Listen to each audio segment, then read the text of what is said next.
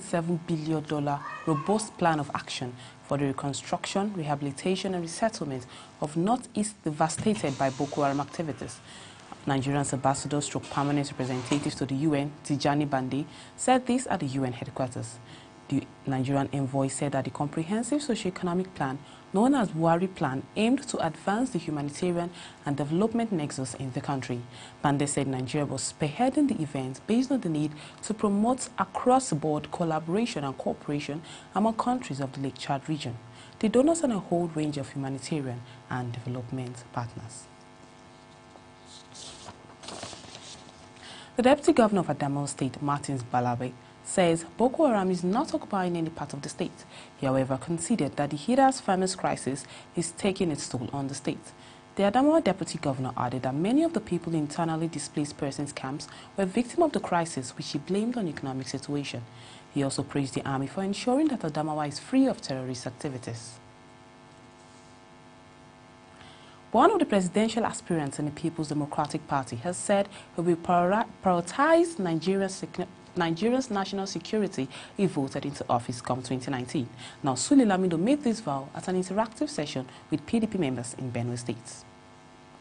It is the turn of Benue State to receive one of PDP presidential aspirants, and on another hand, to welcome the former governor, his deputy governor, Benson Abonu. I one day asked Dr. Echai, who was a friend of mine, I said, because everybody knew that Sani Abacha was fired. And it was somebody who could just do like this and you were gone. I asked him, how do you people do it? How could you have done it? Facing this man. He said one thing to me. He said, in national interest, you die but once. You don't die two times. And he said, my friend, let me tell you something. When there is a collective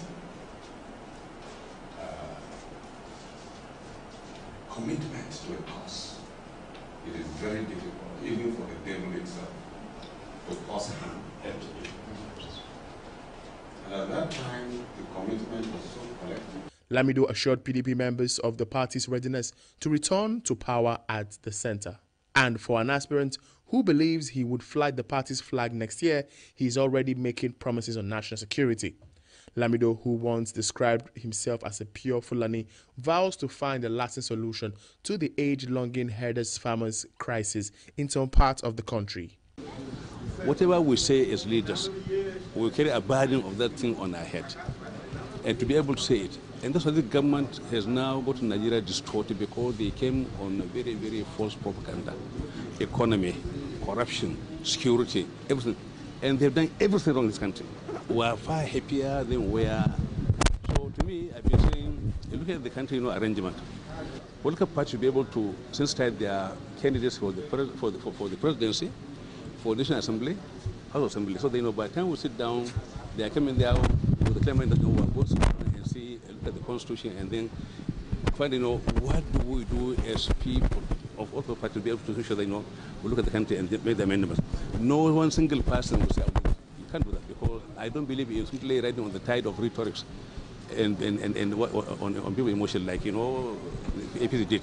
Tell lies, about economy, about petroleum, about naira value and dollar and everything they say, but then it's all lies. The presidential hopeful was accompanied on the visit by the state PDP chairman, John Ngbede, among other supporters. End. And now, having wrapped up the voter registration exercise, the Independent National Electoral Commission says permanent voters' cards could be collected until 1 week to the 2019 elections.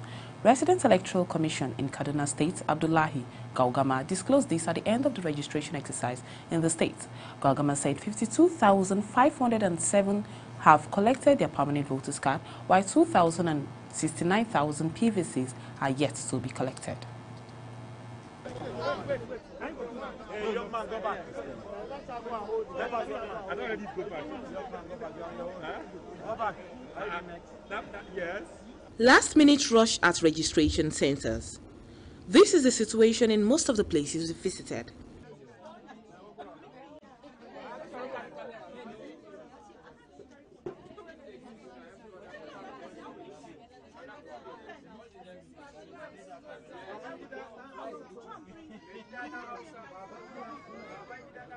From Gwarimpa to the vicinity of the presidential villa, FCT residents were in no mood to miss out. We witnessed a rowdy scene at the Gwarimpa Center that attracted soldiers' attention. The system is so slow, they are not fast. At the end of the day, you see maybe they will attend to 100 number or sometimes not even 100. Now, the 16 months long continuous voters registration has ended with many prospective voters in a final push to be on the voter register. Now, PTV's correspondent visited several registration centers in the FCT and reports that the situation virtually was everywhere.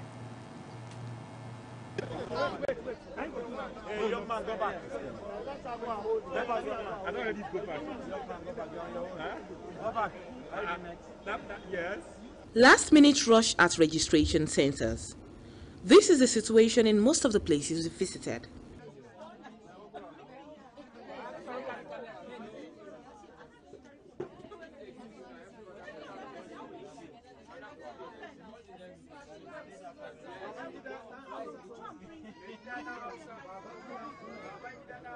From Gwarimpa to the vicinity of the presidential villa, FCT residents were in no mood to miss out.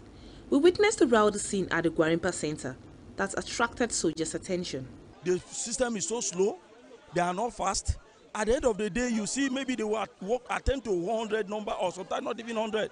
Then they say they will close.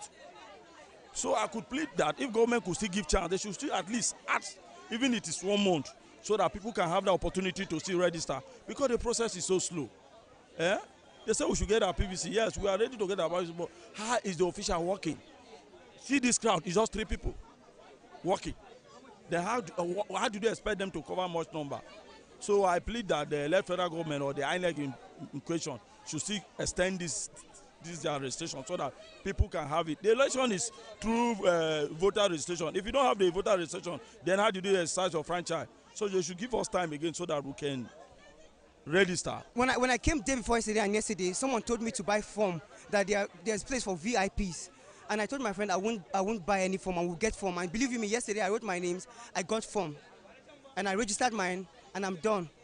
But we still want more people to be registered, so we want them to extend the date, and to tell those people to stop selling forms is bad. Since morning I've been here. I came here 6 o'clock. I came here. Yesterday I was here. I couldn't get my voters registration. I couldn't get my PVC. I left what I was supposed to do at home. Even my hair was started. Time that I will use for better things. I left my job. I came here up to no avail. I didn't get what the voters card. I didn't get it, and which is very wrong. I want the government to extend this registration, this PVC collection to.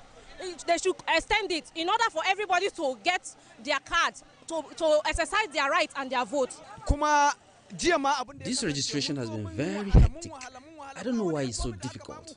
Yesterday we came in here and stood under the rain, yet we have not achieved anything. This continuous voters registration is not supposed to be difficult. We even help them carry the computers. Right now, they are showing us injustice.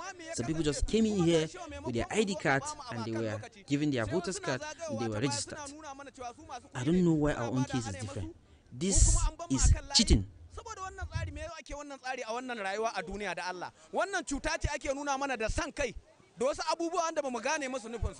And as for complaints, it was no different from what we were told when the exercise began.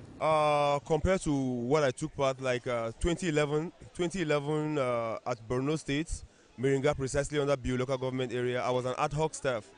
I remember we did all the registration to the point that everybody, because the center became empty, so we assumed we've gotten everyone who is eligible to vote during that period. But looking at today as the closing dates and the crowd here, I don't even think in the next 5 days you take over, as in you finish up with this crowd. So I think the government really needs to extend it, because then, like I said, 2011 we did it to like 2 months before election. I think some months before, a month and before election. So everybody, and it took them like just 2 weeks to like share out the permanent voters cards. and it was a successful one. So I think leaving it this way, then that means like 40% of Nigerians will not vote if they end it up today, as in 40% of Nigerians will not vote. There were also comparisons with previous voter registration exercises. Since morning, it's not even this morning, since yesterday for how many days that we have been suffering, but we cannot even get this thing. We have been here, you leave your house in the morning to come here, and you cannot even get the form. And they are telling us that today is the last day. I don't think that, please, government should do something about it. I don't think today these people can be, they can be true with this thing, because the queue now is too much. Even those that are having the form, they have not even finished with them. Look at the queue. Talk more of us that we did not even have the form. Please, they should do something about it. We'll leave your house hungry, everything, transportation, and they're telling us that the voters card is very important. Please, they should do something about it. And this is the situation within the range of the presidency. The people here admitted waiting till the last day, thinking that the crowd would have reduced. It has been hectic. I was here yesterday about around 7 a.m. or so. We're here till around 3. The rain started, so we could not continue. I have to go back. So they asked us to come back today. And me, I've been down. I went to hospital, I have to return back. So when I return back today, I discover it's like the population is increasing. So it's just like more people are yet to register, and the machines are not fast. And another problem again is the machines are not many. That is the computer responsible for the registration. Then another challenge again is some people will come behind and just shun. So that one is another contributing factor. I don't know what is happening that for long people are keeping. Long queues are here, but I thank God I have got it now. Okay, so why did you wait till this last day? No, I'll be traveling, so I'm not around. So that's why I have chance today to do it. For long, I think the thing they will spend it for a long time. But I said they are finishing today. That's why I lost to come and do it. The closest registration unit around me is in Maraba, and just like I told you before, the process of registering there, you have to wake up very early in the morning because of the queue. You go around 4 a.m. and you write your name. You will not be able to register on time, and I have a lot of things to do. I'm a lawyer by profession, so I have to go about doing my own things. But today being the last day, I knew there's nothing I can do. I must have the voter's card so that me too I'll be able to vote. PTV News learned that senior INEC officials had earlier in the day gone around some of the centers in the FCT with a view to seeing things for themselves. But the electoral body had made it clear that there is no chance of again extending the exercise that began in April 2017 because it needed time to print permanent voters' cards of new registrants. Paulun David, PTV News, Abuja. The Director Relief Niger State Emergency Management Agency, Garba Salisu, says 14 persons have so far died due to flooding in different parts of the state. He said that the agency had engaged the services of no fewer than 200 local divers in affected community for rescue operations. He said that the local divers would complement the efforts of agency rescue units whenever the need arose. Salisu also appealed to residents of the state to desist from building on waterways and to stop indiscriminate dumping of refuse to reduce the effect of flooding in the state. He also urged communities experiencing gully erosion to relocate whenever the threat of flood became high. The Niger State government says it has spent about 674 million naira on assorted relief materials and cash assistance to flood victims in the state. An official of the Niger State Emergency Management Agency, Garba Salisu, announced it in Mina on Saturday. He said that 210 million was spent on the procurement of assorted building materials and cash assistance to residents in 16 local government areas affected by the flood. He named the local government areas affected by the flood as Mokwa, Lapai, Boso, Suleja, Mariga, Mako, Chiroro, Ushishi, Gurara, Lavon, Agaye, Chachanga, Munya, Magama, Rafi, and Gbako. local government areas. He explained that 363 million naira was spent on assistance to victims of Mina fire disaster, Mokwa and Turuku in Piakoro, as well as victims of tanker explosion in Kagara, Tegina and Mokwa. Some youth in the Federal Capital Territory are demanding concerted efforts from the citizenry to check flooding. Speaking in a pre-event briefing ahead of the 2018 Abuja Climate Summit, they believe politicians cannot create goodwill on climate change if people fail to speak up. Emmanuel Bagudu has more. This terrifying side of flood has been a phenomenon in many countries of the world. And only recently, a number of states in northern Nigeria have been ravaged by rising flood waters. It has also rendered many persons homeless, with the authorities urging people at riverbanks to go to higher ground in many cases. Not even the Nigerian capital city, Abuja, is free from recent flooding, which many blame largely on climate change.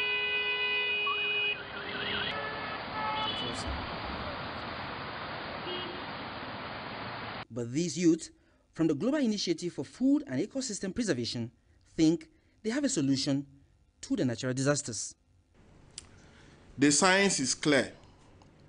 We have the momentum, the technology for energy transition, and we demand bold actions now. We are at a tipping point. What we have seen in the last 20 years of governments leading climate negotiations, even with scientists pressing for urgency, hasn't been nearly enough. With climate impacts escalating, it's becoming at a time when we don't have the luxury of time to wait and see what all the bureaucratic negotiations have to offer. Gentlemen, climate change is the #1 problem the world is facing today. And we in Nigeria are not left out. Nigeria's roadmap on transition to renewable energy. A panel of discussion on religion, climate change and conflict. Panel discussion on the roles, development partners and examples of key interventions. September is when the United Nations suggests that groups engage in serious actions on the effects of climate change. Emmanuel Bagudu, PTV News, Abuja. The first Saturday of each month is marked as Environmental Sanitation Day in the Federal Capital Territory. But some residents of Apo legislative quarters see it as a way of enhancing their social life and chart better ways to secure their neighborhood. PTV's correspondent Emmanuel Bagudu reports. Beautiful landscape and modern buildings complemented by well-planned road network. It also has dedicated inhabitants determined to sustain its serenity.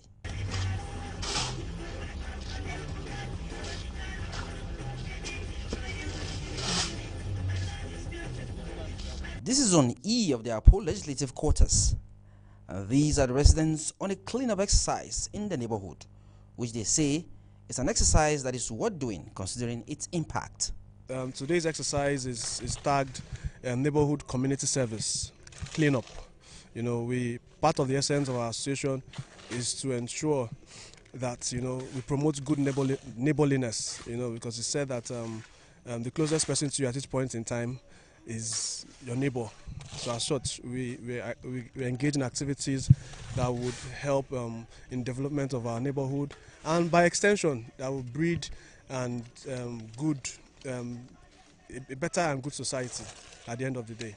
This respondent believes that the neighborhood has no excuse for not maintaining a high standard of cleanliness. His reason is as a result of the caliber of persons living in these houses. Well, like the popular saying goes, they say cleanliness is next to godliness. So that's one of my major motivation to participate in anything that has to do with my neighborhood cleanliness. I like it. And coming here today, you know, I've not done this type of physical exercise for a long time. So you can see I'm sweating, and it's a way of, it's like killing two birds with one stone. I'm cleaning the neighborhood, and I'm also exercising my body, which is very, very good for me. And I encourage other neighbors to do that. For now, residents in Zone E of the Apo Legislative Quarters complex have set a benchmark for inhabitants of other highbrow areas in the Nigeria's capital. Emmanuel Bagudu, PTV News, Abuja. Some environmental activists in Edo State are demanding public enlightenment and sensitization on proper disposal of waste materials in the state.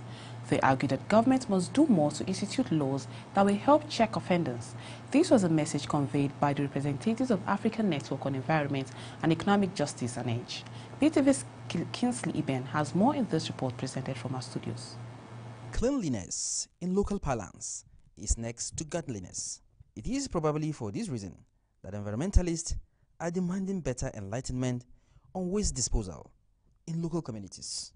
They are also making a case for appropriate laws to put an end to illegal dump sites. I think the problem is that there is a lack of political will. All the plans of our people on the part of the government. Let me give an example. I told you a couple of minutes ago that when I stay, if I need to dispose of my waste, if it's a piece of paper, I know exactly where to go to dump that piece of paper. And so I'll take my piece of paper and walk to where there's a bin and dump the piece of paper there, because that's the place I need to dump the piece of paper. Something that the government have to do more in the area of, if you say the root cause, indiscriminate dumping of refuse in every nooks and crannies, as a result of ignorance. I can call it ignorance. Government officials agreed to an extent with the activists. They, however, insist that people should learn to abide by existing environmental laws. It's our attitude, because even in an environment where there is waste bin, different type of waste bin segregation mechanism, you find that our people still find it hard to dump waste in the appropriate way. It's all got to do with displacement of value, societal value, core value. We don't have value for our environment. It's so unfortunate. It's all over the country. For those of us who have the opportunity to travel out of the country, you see, the value you place on every aspect of life determines how you respond. Environment stakeholders agree that policymakers must either introduce or step up sensitization campaigns to achieve proper waste disposal in the state. The Kaduna State government have demolished shops at Malali bus stop in the metropolis. The bulldozers moved in soon after an eviction notice was issued to the shop owners in the affected areas. Some of the shop owners are now appealing to the state government to compensate them for their loss. And I'm a shop owner in this same city that this destruction is taking place. So what I wanted the people to know and the government to know that this kind of thing is the renders people jobless. There are shops that are here that are filling with people. These are the electorate, these are people that voted him into power. There's due consideration, nothing like compensation, nothing like cut anything, no procedures, they just came to every shop. Now people that are here are rendered jobless. That is the main cause of corruption. We are in court. We're supposed to be in the court. Our next year sitting will be 19 September. So we received devolution notice on the 1st. They give us 21 days ultimatum for us to pack our things. So unfortunately, because of the problem in Aguero, so they delayed the demolition. So we had the rumors yesterday around 5. So we asked some of our members to pack their things out. So, but unfortunately, some couldn't make it yet.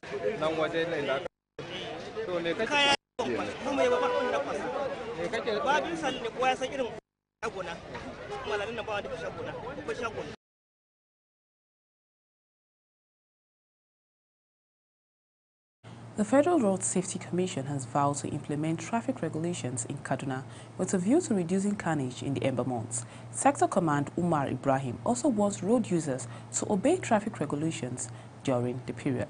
Amina Inebi has more in this report presented from our studios.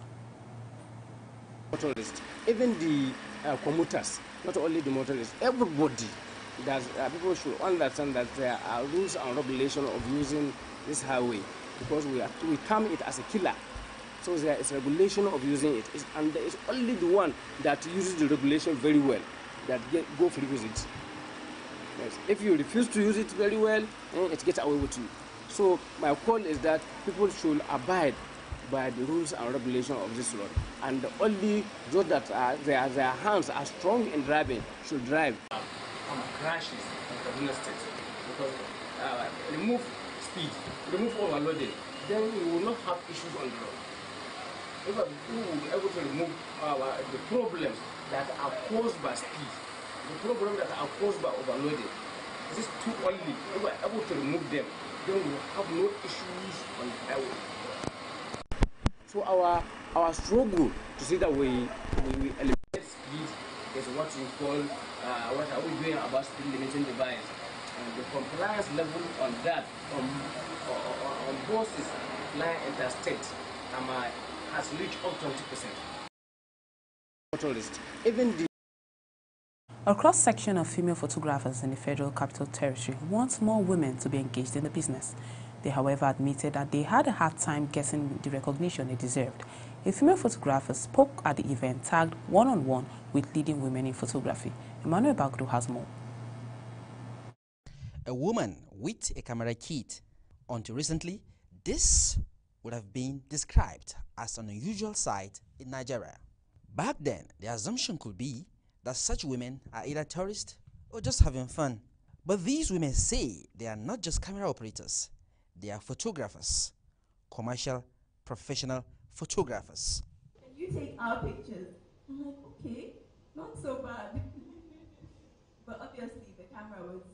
This is a one-on-one session with leading women in photography, and the organizers are keen on ensuring that the gender barrier in the business remain broken. If you check very well, you discover that within the industry you see more of the males, and you hear their names everywhere. But for the ladies, you hardly see them, and we are really here to celebrate them. So with this, ladies out there will get to know that you can really go into this industry, make good money, and also do a lot of creative stuff with it. It's now time to hear from the female photographers, one of whom works in the presidency. I feel like people always trying to capitalize on, oh, you being a man or you being a male-dominated industry has nothing to do with knowledge. Once you can acquire the knowledge and the skill, and you put it to good use, and you position yourself properly, then why not?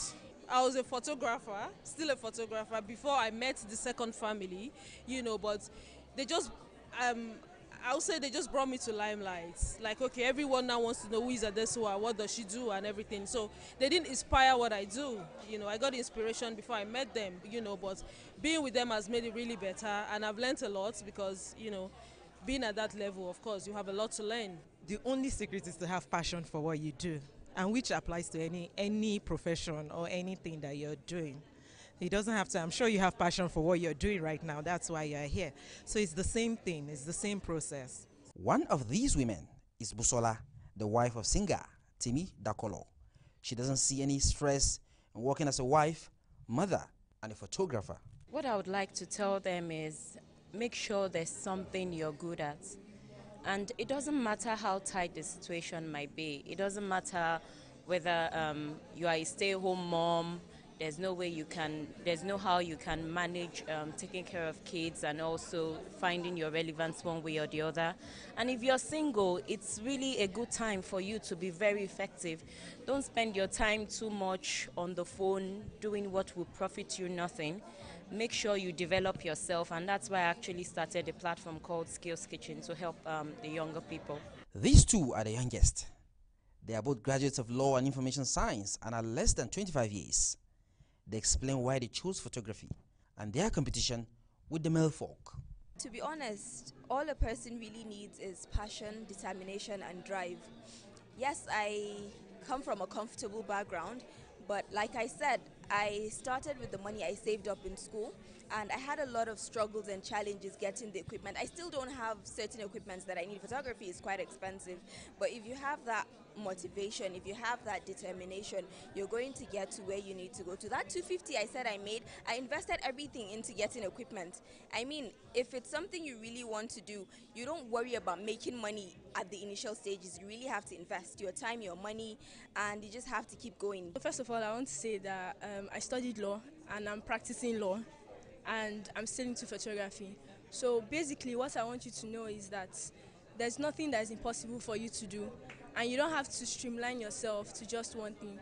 I think in the world of today, there's something like multiple streams of income. So I practice law, I go to work every day, but then I still try to balance my time for photography as well. So basically there's really nothing that is impossible for you to do. You just need to put your mind to it and have God, honestly. Now that they feel the gender barrier is broken, they want more women as professional photographers. Emmanuel Bagudu, PTV News, Abuja. You can keep up with the news by downloading our app at PTV Nigeria. On Android and on iOS, it's PTV. You can also watch us and follow us on Instagram and Twitter at PTV_NG. And with that, we've come to the end of the news. Many thanks for watching. My name is Paulum David. Do stay on PTV.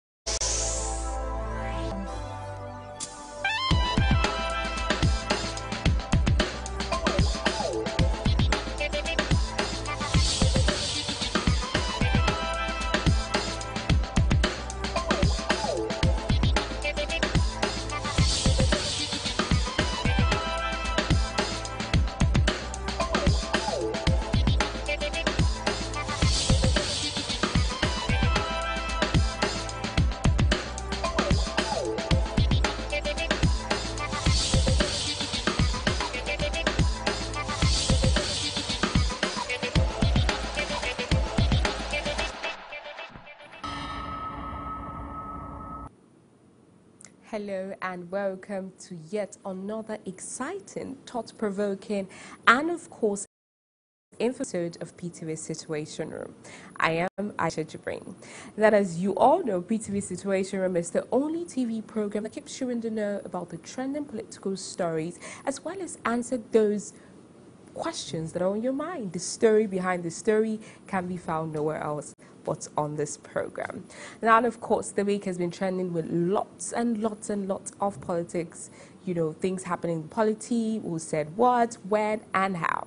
On today's episode, of course, we'll be focusing on one thing that is very, very important to Nigeria's democracy.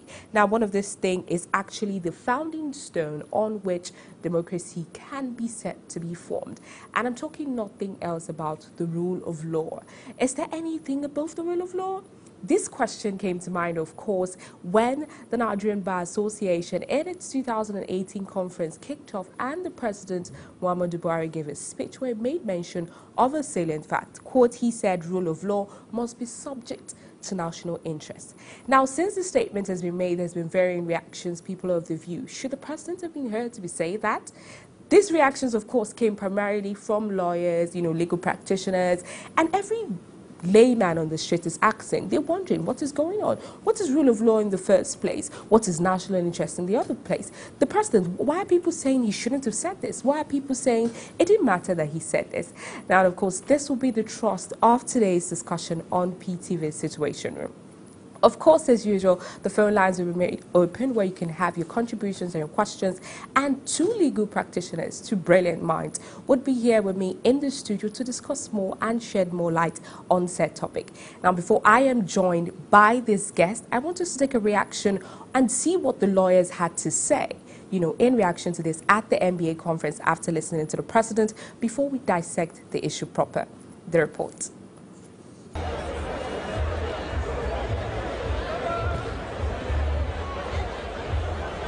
It's day 2 of the conference, and senior lawyers are already reacting to proceedings at the conference, one of which included President Buhari's standpoint on rule of law.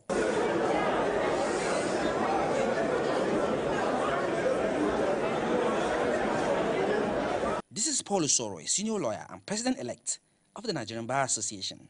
He declined comment on the issue on the grounds that he is yet to take over as NBA president. If anything I say now, I will be represented as being something for the president-elect. Even the outgoing NBA president was not forthcoming. He preferred to speak on how honored NBA was by the president's presence. The rule of law is our central motto.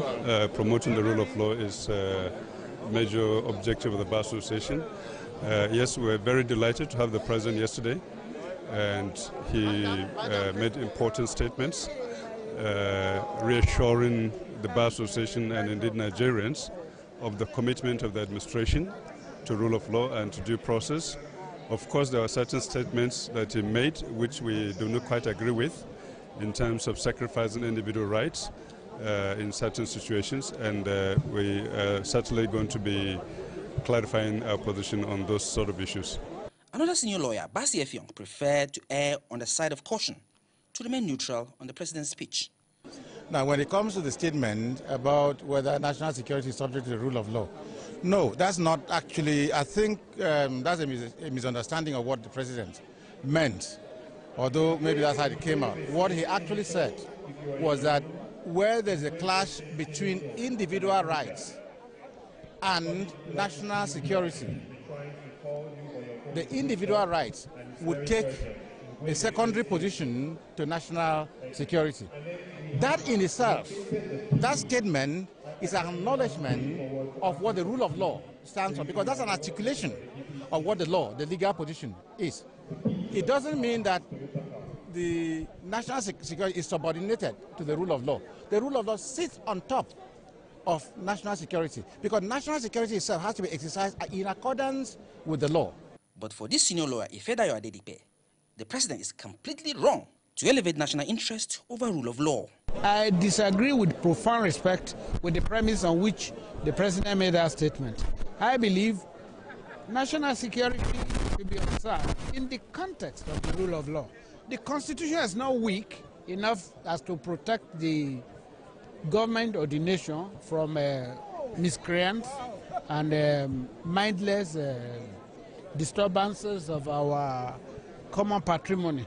But to leave the decision to obey the rule of law to the whims of whoever is the leader at a point in time is a dangerous descent to dictatorship. I do not agree with that premise. I believe that the rule of law should be the overriding consideration even when you are talking about national security. The president's position on the rule of law is coming at a time the executive is known to have floated court orders on high-profile cases. Emmanuel Bagudu, PTV News.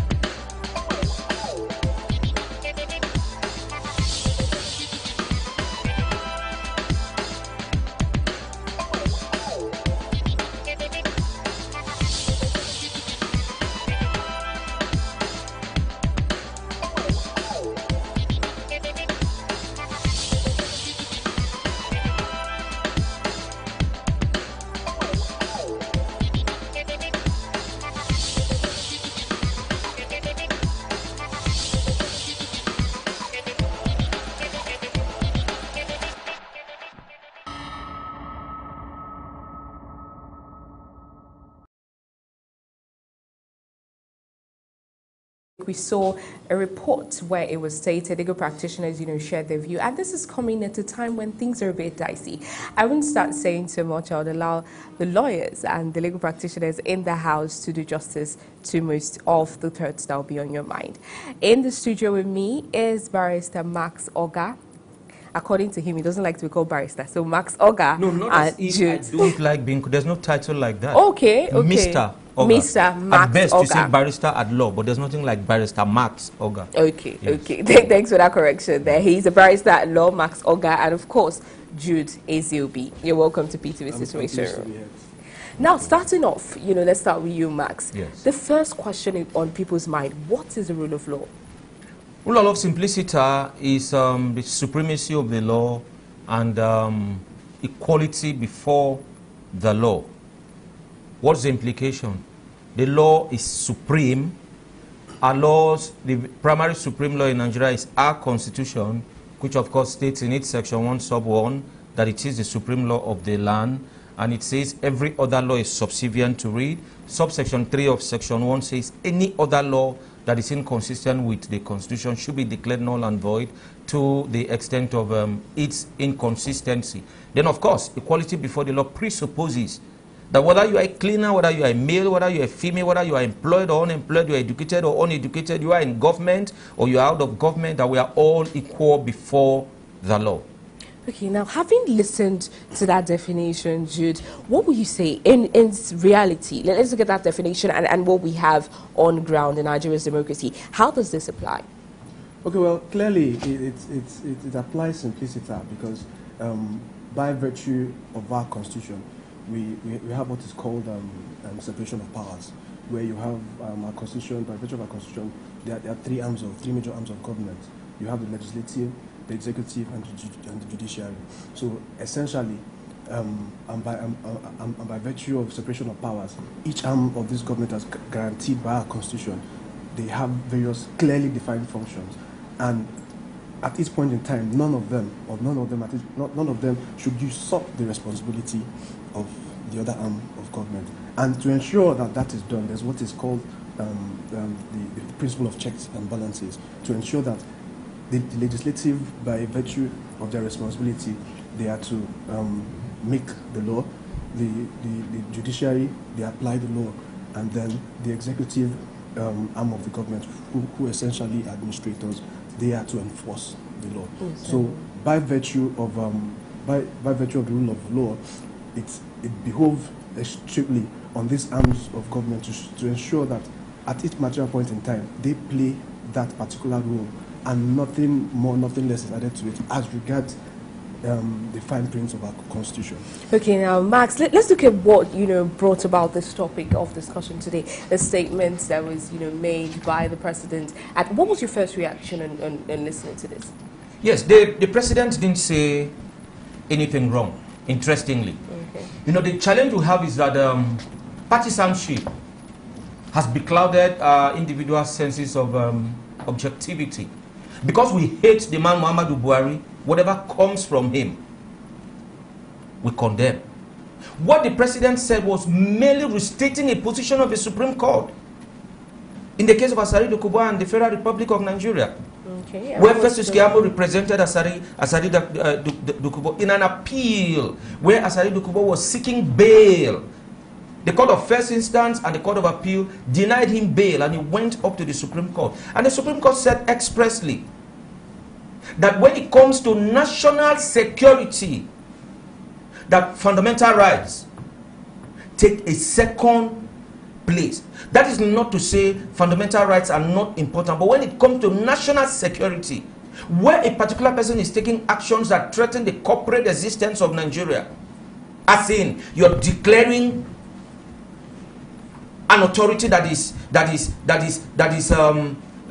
inconsistent with the authority of the Federal Republic of Nigeria. You are pledging loyalty, right, to an anthem, to a national flag, other than those of the Federal Republic of Nigeria. That's a threat to national security. So at that point, if you are arrested by the police or any of the security agencies, you cannot insist that the law says within 24 hours in an urban area and must be taken to court. You cannot insist at that point in time that Section 35 of the Constitution entitles you to liberty, because national security takes precedence at that point. You know, so everyone who is against the president ought to have condemned the Supreme Court when the Supreme Court made that pronouncement.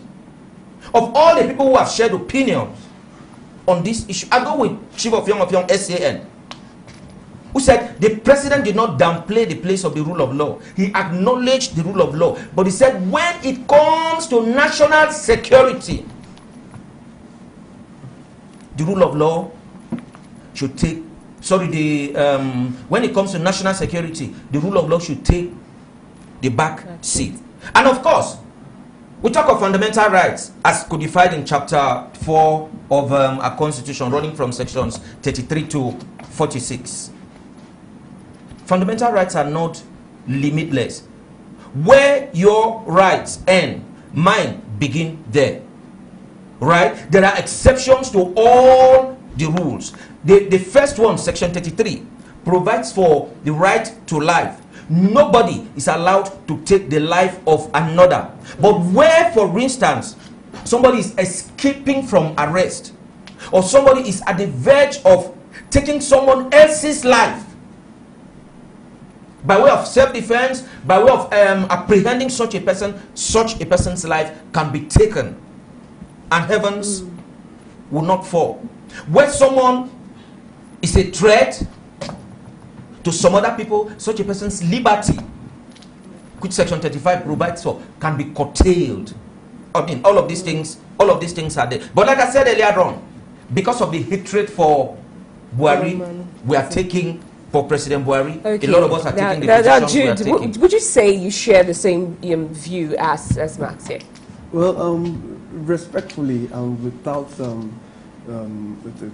any disrespect to the person of my learned friend Max, you know, and that view expressed by our dear Mr. President Muhammad Buhari, I hold clearly a distinct and contrary and dissenting view. Okay, you see, my learned friend had mentioned the case of Asari Dokubo and the Federal Republic of Nigeria, which was decided in 2007.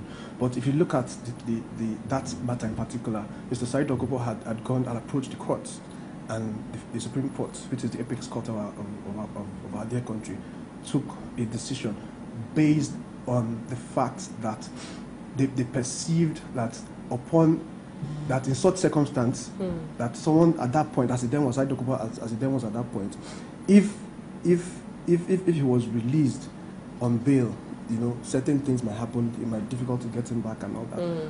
But on the contrary, at that point, they then said, "Look, my friend, clearly the Constitution guarantees your rights under Section 35. But beyond that, Section 35(1) states there are derogatory clauses which are enshrined in the same Constitution under Section 35(1), which also says that circumstances and situations whereby your rights may not be absolute. And as such, they then said, for XYZ reasons, because Asari Dokubo was alleged to have carried up arms against the government and all that, and he had gone to actually enforce his own rights, and they then said, no, the state is entitled to hold you back. So how is this statement now different from what the president mentioned? Well, there are certain matters that clearly come to the fore. One, that of Dasuki. Secondly, that of Nnamdi Kanu. Our courts, you know, we've talked about the rule of law, and he clearly has said the rule of law is supreme. The rule of law presupposes order. In the absence of the rule of law, there is clear anarchy. It presumes license for people to take laws and do things without checks, without check and any form of balance. In the matter, in the instant case of Dasuki and Nnamdi Kanu, the courts by themselves the states have taken this person to court, and the courts have looked at the matter before them and said, look, pending determination of these matters before us, that they decided and realized that these persons deserve to be put on bail, and the court actually granted them bail. The courts, in several occasions, from even the courts beyond the shores of our country, have granted Dasuki bail and said, look, this man deserves bail. And beyond that, it's beyond on the executive to ensure that, you know, that his presence, continuous presence in court is kept. But to ensure that we do not fall into a situation whereby the executive recklessness is seen to be the order of the day, it is important that the executive at every level, they obey the orders of court. So these are the two clear distinctions. In that of Asaid Dokubo, he was not granted bail. So he went up to the Supreme Court, and the Supreme Court clearly says, our dear friend, you're entitled to bail, you're entitled to your freedom as enshrined in our Constitution, that's Section 35. But beyond that, because of XYZ reasons, and which the President had mentioned that for certain reasons, that the rule of law should be suspended. But that is putting our law out of context, and such things should not be coming, with no disrespect to Mr. President, that should not be coming from him. I believe Mr. President had good intentions, but the way and manner in which his speech was clearly drafted, has created this controversy, and it's actually bad for his image, because if such a president who means well, who from clear indications he intends to fight corruption and place Nigeria on the right path, is seen or heard to now be the person undermining the foundations of our democracy. It's really bad. And to fight on the final note, to say that it is the enemies of Mr. President that are championing this cause as regards his speech at the inauguration of the NBA conference, I think that is not true, and that is bad, because we all mean well for Nigeria. We might have different ways of expressing ourselves, but that is why the rule of law is there. Every action and inaction we do should be in accordance with the law, and that is it. Okay. Aisha, let's get something right. Nnamdi Kanu's name was mentioned here. Yeah. I am yet to see that thing that this government did, right, that undermined Nnamdi Kanu's fundamental right. Nnamdi Kanu applied for bail. He was granted bail by His Lordship, Justice Binta Nyako of the Federal High Court, Abuja Division. That bail had conditions. They should not address the press. It should not address any rally. It should not be found in any place with which has more than a certain number of persons. But it went contrary to all of these things, and people expected the government to fold its hands. It's clear. Right? The same people who will always make reference to Section 14, Sub 2, Paragraph B of the Constitution, which says the primary responsibility of the government is the security and welfare of its citizens. Right? Now, the case of El Zaki Zaki. This is a man who moved out with his loyalists to block the road. They even had the brazen effrontery to block the Chief of Army Staff. And this person's liberty is restrained for now. This person's movement is restricted for now. The same people who ordinarily, if the man was let free, they will say, oh, because he's a Muslim. They are shouting to high heavens. Now that apart, it is mischievous to impute or import into the statement of the president what the president did not say. Paragraph 6 of the president's speech made reference to national security and the rule of law. The president did not make reference to El Zaki Zaki. He did not make reference to Sambo Dasuki. But mischief makers who took the president's comments out of context and are trying to change the narrative. Okay, quick question. Don't you think it's scary? Let's give a clear-cut, difference or definition of, having a constitution, which the rule of law, entails, and these exceptions that are therein, where for security reasons, the rule of law can be held down, and a dictatorship that, as you say, naysayers are crying that that's what the country is headed towards. Dictatorship? Yes. A president who has never traveled out of this country without doing the needful, right? Communicating with the National Assembly or transmitting a letter to the National Assembly, right? A president who says every institution, every organ of government should be allowed to do what it ought to do. We are saying such a president is being dictatorial. I don't know what we want. Like I said earlier on, and I stand on that, partisanship is beclouding our respective senses of objectivity. That is what is bringing us to where we are. Right? A president who went to address a body of lawyers in their opening the opening ceremony of their, annual general conference. A president who has a deputy who is a lawyer, a senior advocate. We're calling him a dictator. That is why. Okay, now quick question to you, Jude. Yes, looking at what we have on ground, yes, and with what Max, of course, listening to what Max has said concerning the president's speech and what is to give, would you say that the president could have just been stating fact? Let's look at, like you said, it shouldn't have come from a president. Let's look at it. Let's look at the statement now without prejudice or without. Let's look at the fact of this statement. It is what is happening. Really, like you said, at some point because of security reasons, this particular segment was kept on hold, which is of course the rule of law. And there's the fear, like I asked Max about, this turning to a dictatorship and all of that. Isn't this a long stretch? The reactions that we're having out there from this. The truth about it is that there's a lot of issues happening within our polity, and Nigerians. You cannot blame Nigerians, for their reactions. Nigerians are good and well-meaning people, and at the advent of this administration, a lot was promised, and well, they are doing their best, and they've said that 3 years is not enough to achieve quite a lot. That more so, they came in at the point they came in, they realized that the level of rot was beyond what they had expected. And there's a saying that it's the person that wears the shoes and knows where it pinches. But then there's the actual need for proper communication and proper channel of communication. Mr. President cannot and should not come to a platform that is, to flag off the activities of the men and women, men, because there are no women, females in the bar, men who are meant to be ministers in the temple of justice, and controversies and issues will arise whether the president is saying whether we should jettison the rule of law. If you then jettison the rule of law, it then means you're saying that there's no need, we should shut down. No, the president didn't say we should jettison the rule of law. Excuse me, my dear brother, I did not interrupt you. With due respect to the person of Mr. President, if the Mr. President did not say that, if it's being put out of context, so about this time, this speech was made a couple of days, but about this time it should have died down. But it shows, it's a reflection of the sentiments and the feelings of Nigerians. And clearly, there's also this thing, and my learned friend had mentioned it here a couple of times. I don't think there's anybody who is really against the president.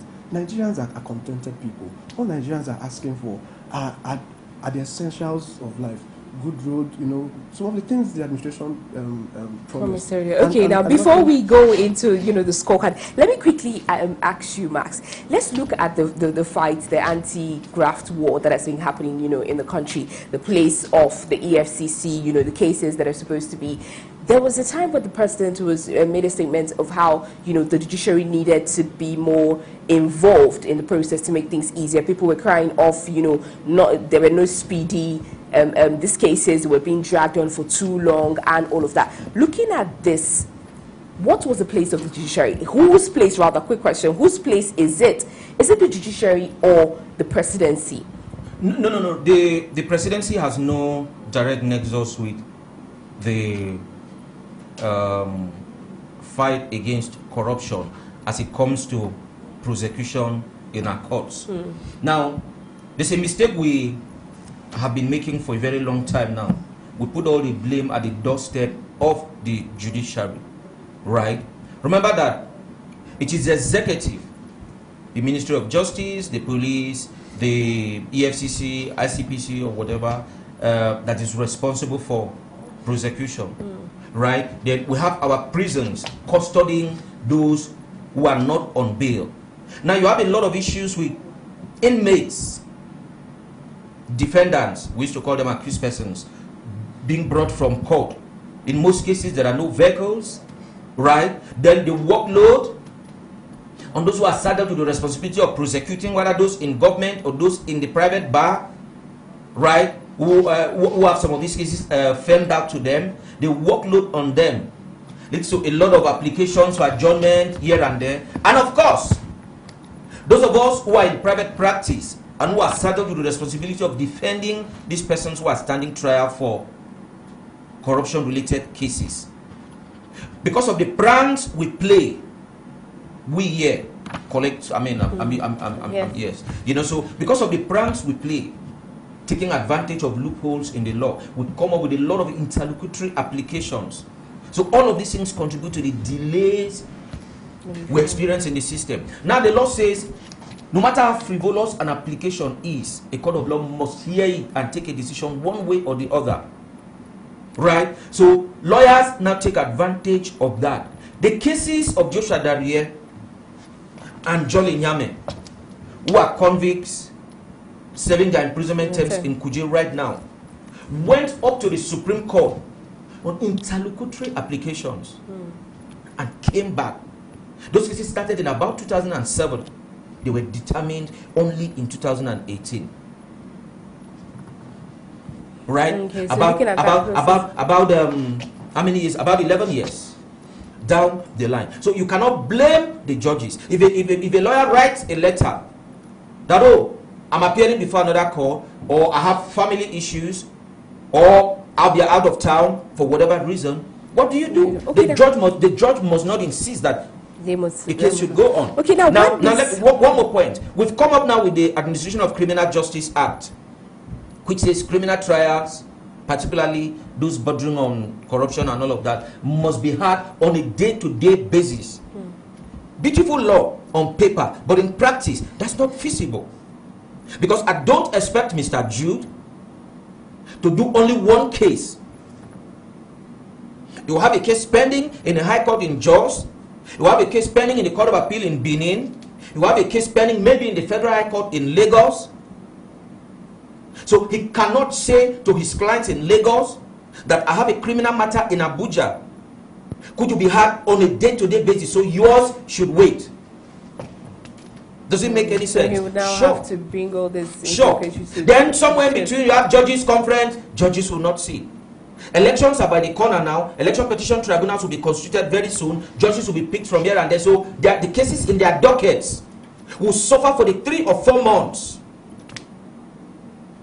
or 6 months, as the case may be, that they will be involved in this national assignment of serving in election petition tribunals. So you see all the factors that lead to the delays that we see. So I say all of this to say that we should not blame the judiciary alone. The problem is with the legal system.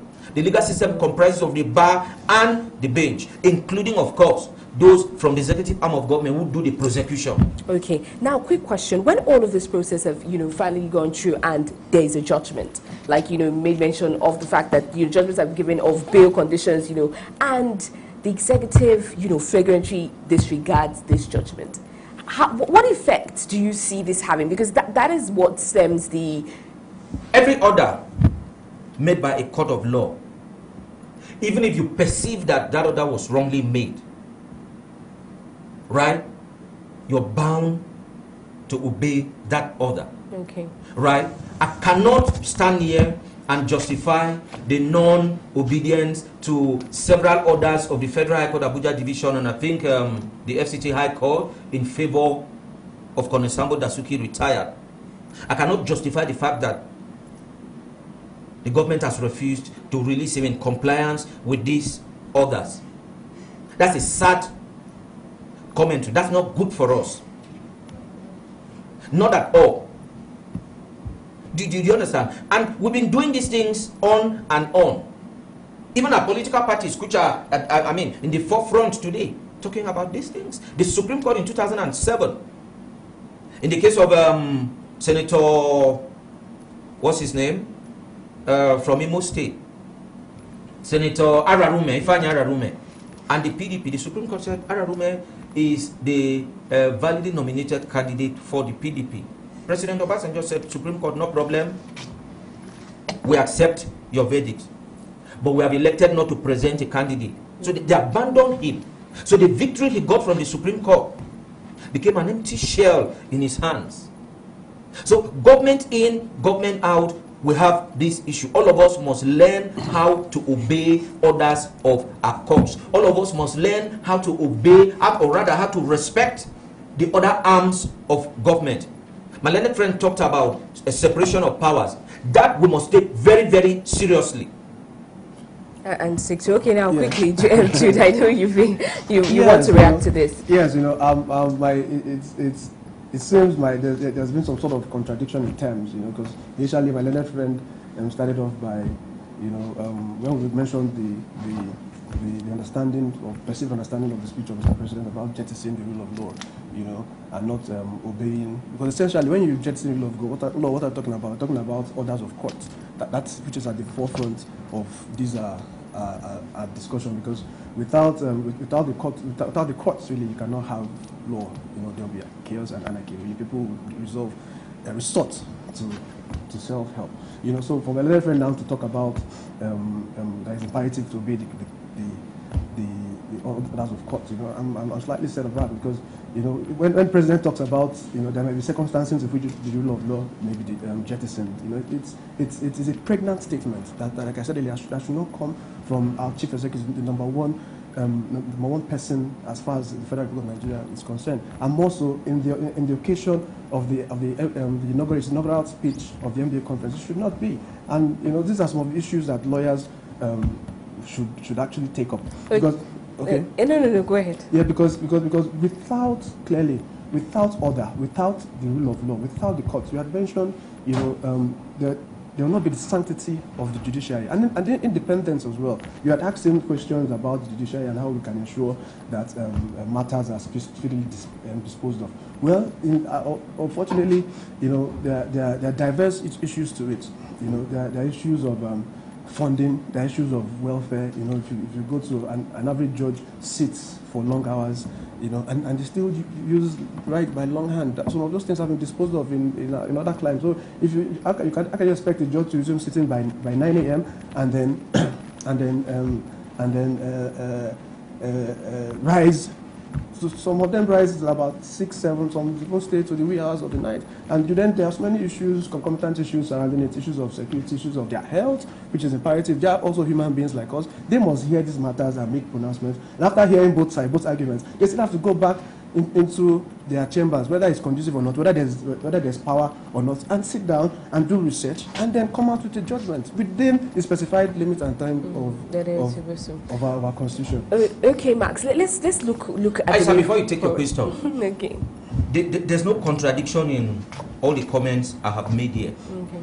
I said I am in total agreement with the president that when it comes to national security, rule of law should take a back seat. No, national that's not what our law says. But when the law says, look, this person was wrongly, the appointment of this person was wrongly terminated. It's only a court of competent jurisdiction that has authority to determine that. Nobody, the executive, who are there as administrators, let's don't have that authority. I see where the problem is coming from. The problem here is that of understanding.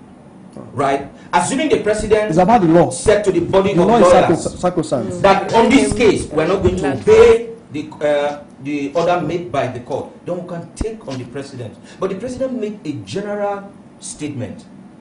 Right? Now, what amounts to national security is a matter of fact to be determined by the courts.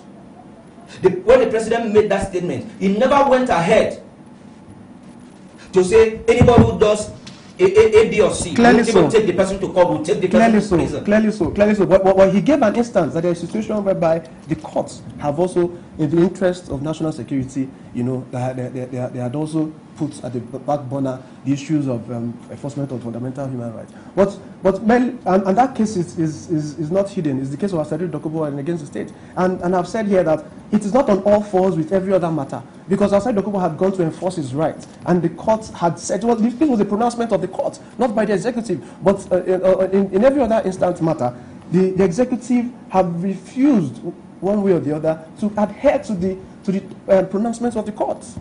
And he mentioned some of those courts as well, like the Federal High Court, some of its pronouncements, which we wouldn't want to delve into and reduce us into anarchy and bring our profession to discipline. Because we must be careful, really, with what we say. Aisha, please ask him, where were they, these modern-day advocates of the rule of law?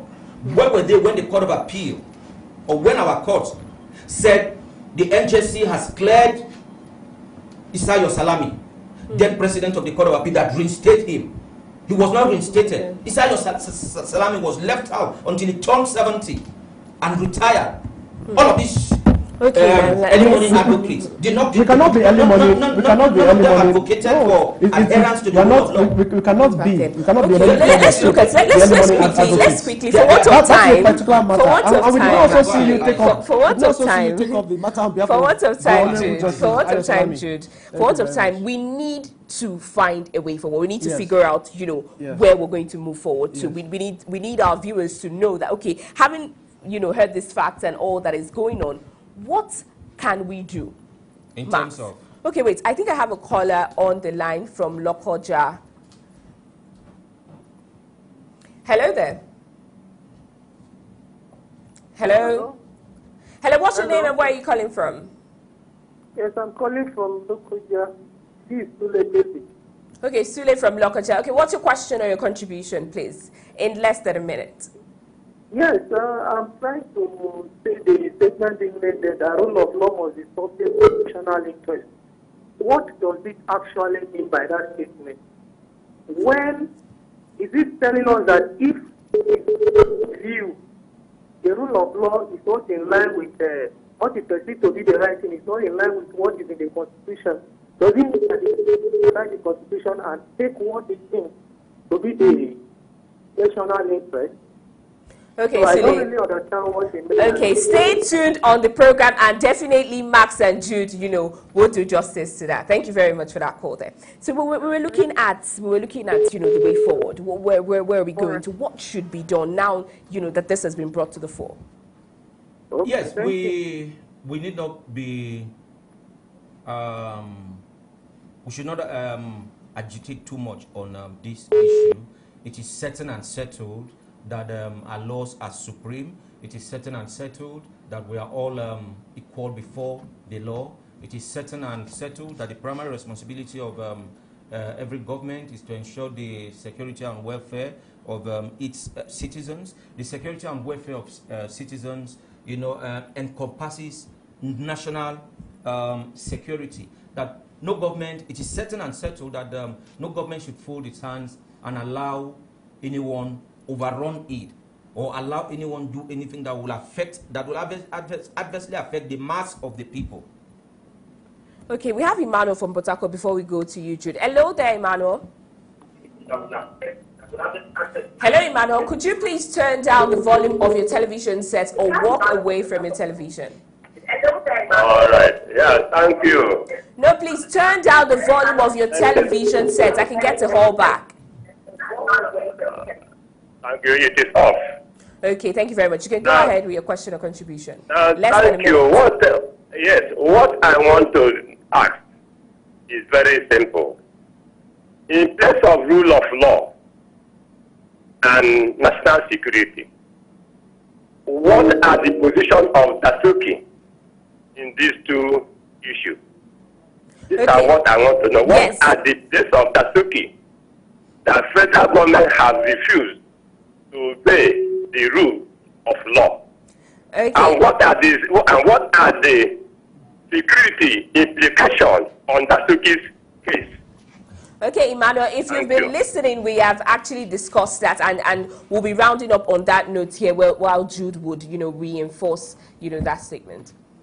Okay, well, clearly, like you rightly said, we had touched on those points.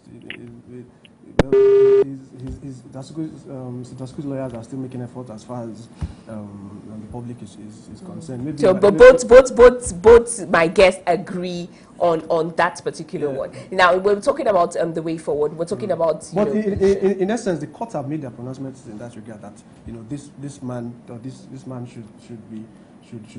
The court had granted him bail, so essentially, it behaves on the executives to carry that out. To give it effect. So that is the position as of today. Save, but well, we're yet to see what happens. What happens with that? Okay, quickly, the way forward. Okay, for me, solutions essentially. My learned friend also mentioned something that I do not agree with. He said, which is to the effect that that at this point in time, the executives should do everything within their power to see that those who want to derail, if I understand that's what he was talking about, who make things difficult or derail the administration, are... No, I didn't say so. I said anyone who takes any action that will adversely affect the interest of the mass of the people, that government has a responsibility to. Yes, the government clearly has a responsibility to act, but in accordance to the law, in accordance to the letters and dictates. Okay, so that's like an addition to we're not in disagreement. So at no point in time should the constitution or any part of our extant laws to be jettisoned for no reason in particular. And as far as I'm concerned, I don't think there's any member of the judiciary, be it at the apex court or to the lowest court, whom would do anything to the contrary. Because in the first place, our day-to-day activities are as a result of enactment and establishment of law. Even the courts, even the judiciary, even Mr. President became President of the Federal Republic of Nigeria as a result of extant laws which are enshrined in our 19th Constitution. My good friend as well became a lawyer by virtue of our laws, so I went to law school. So the law is sacrosanct. The rule of law is sacrosanct. And at no material point in time should it be jettisoned or placed at the back burner. But nonetheless, we know that our Constitution in Section 35(1) has derogatory clauses, and that was what affected, affected Asai Dokubo's case in 2007, where he went to try to enforce his right. And the court said, look, we know that your rights are enshrined in the Constitution by virtue of Section 35, but beyond that, we rely on 35(1) and other aspects of the law to say, look, that we believe that if you are given that freedom at this point, X, Y, Z will happen. And it was held back. But they acted within the ambits of the law. They did not act outside the law. Okay, yes. So thank you very much. Now, for want of time, thank you so much, Jude, Ezeobi, and Max Oga. It has been an enlightening one. Thanks for having us. I'll definitely come back and join you while I wrap up the program. Before now, let's go on a very quick break.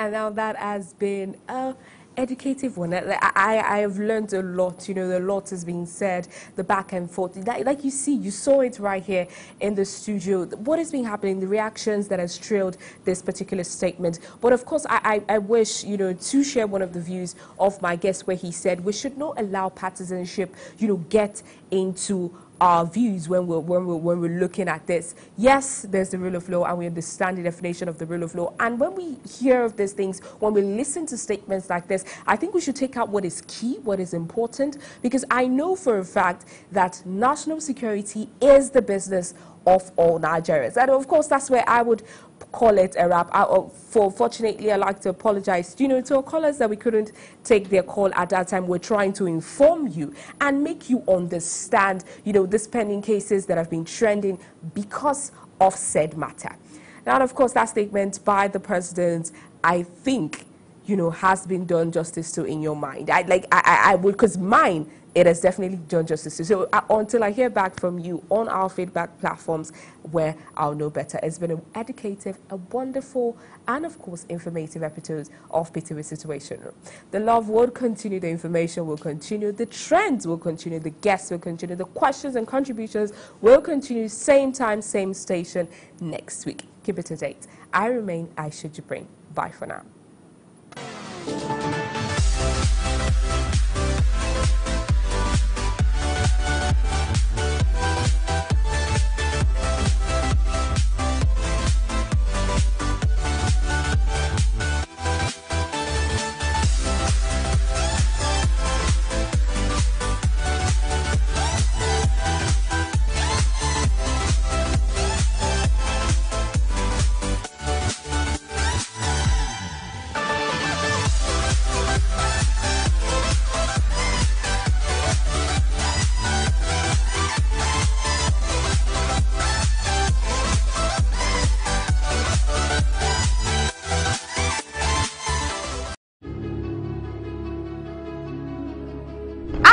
usual, I am excited today.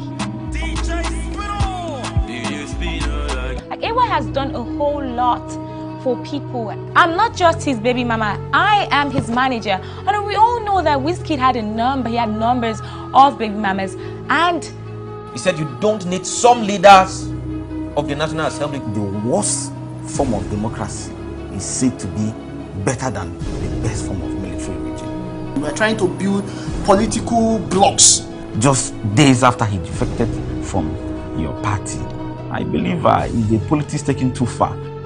Members of the new board of Police Service Commission. You know, that's also the fact that his seat should be declared vacant because we have some states that have experienced, some level of insecurity. The headship or the leadership on the Senate or the House of Representatives. But I have gone beyond that now, beyond partisanship.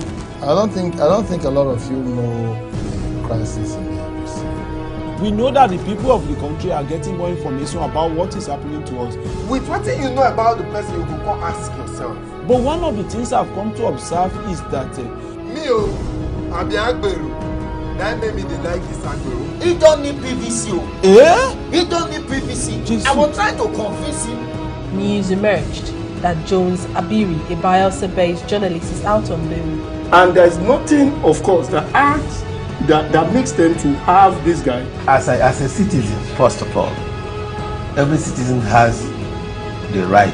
What is happening in the society, what is happening everywhere around him. From that day, Saraki knew that he was a madman in the APC. He should ask his people who leaked the information. That is his business. This is not the first time JSS was taking over the National Assembly. It may be extremely very difficult to remove a Senate president. But the question is the viability of most of these 91 political parties. Of course, you can't prosecute without investigation. It will be easier for you to have those people with the like minds to join you.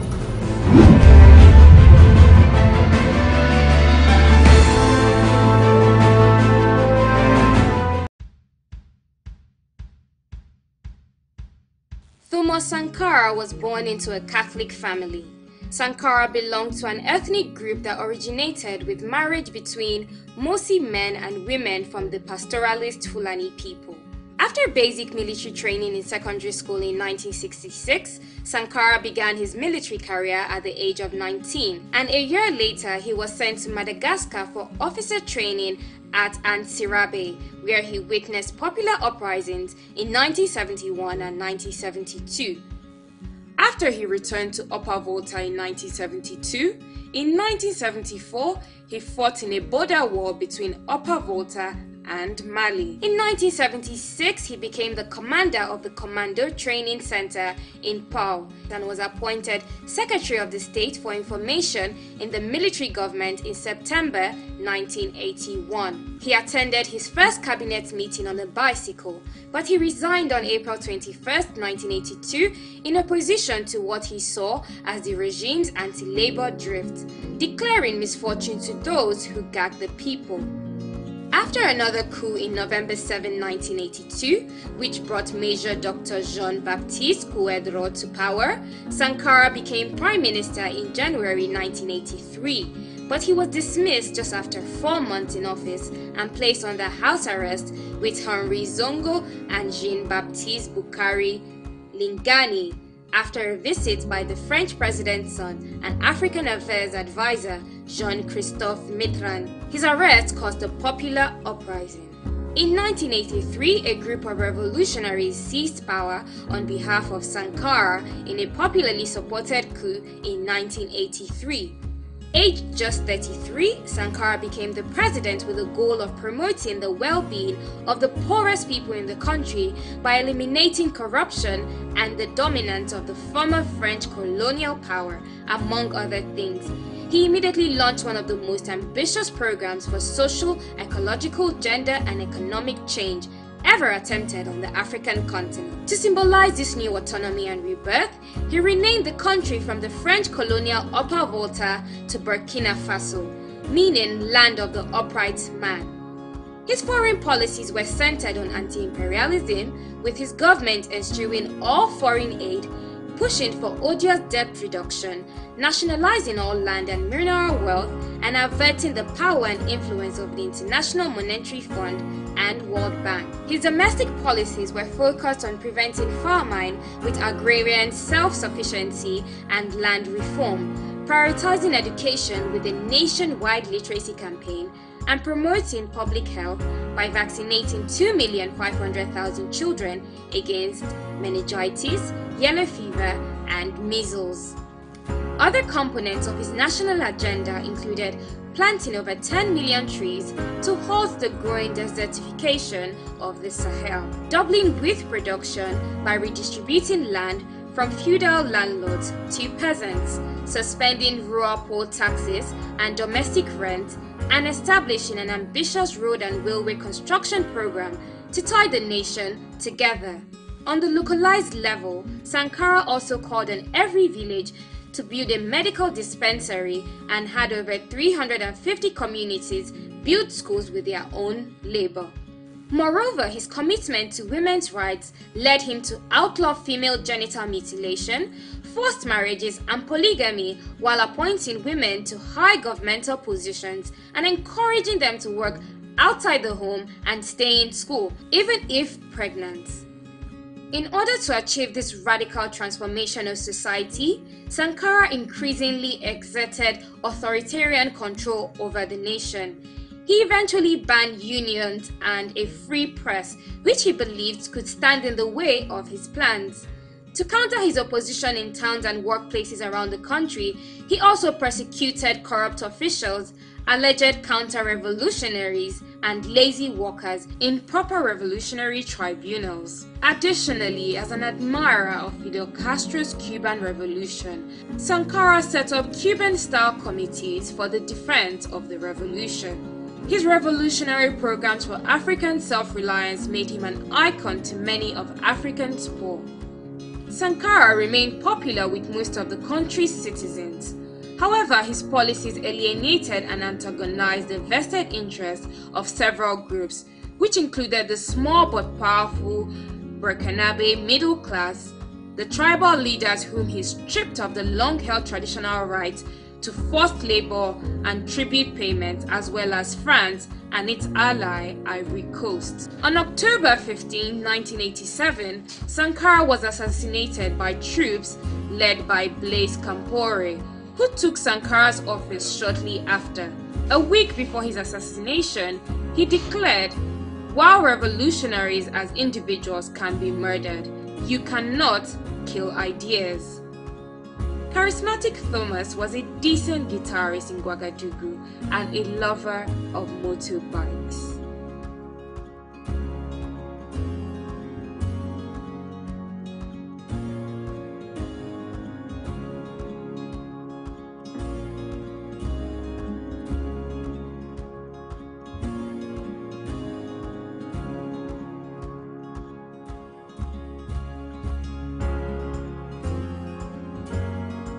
We got a 24/7 light, we got water, we got the best amenities, and when I don't feel like going out, I just watch TV. Nice. Star Times, right? Come on, man. Can you get Fox TV on Star Times? Ebony Live TV? Discovery Family? Please. Yes, no. We get all that and more channels safe. The Star Times Classic Bouquet Reloaded is the best deal. The best? Well, if you're paying over 10,000 Naira for a cable plan, then it has to be good. Thank you, kid. We pay 1.9. Shoot it. Get the best deals on channels like Fox TV, Ebony Live TV, ST Nollywood Plus, Discovery Family, and much more with Star Times Classic Bouquet Reloaded for only 1,900 Naira from September 1st to October 31st, 2018. Don't miss out on all the drama, action, and comedy on Star Times. Star Times. Enjoy digital life.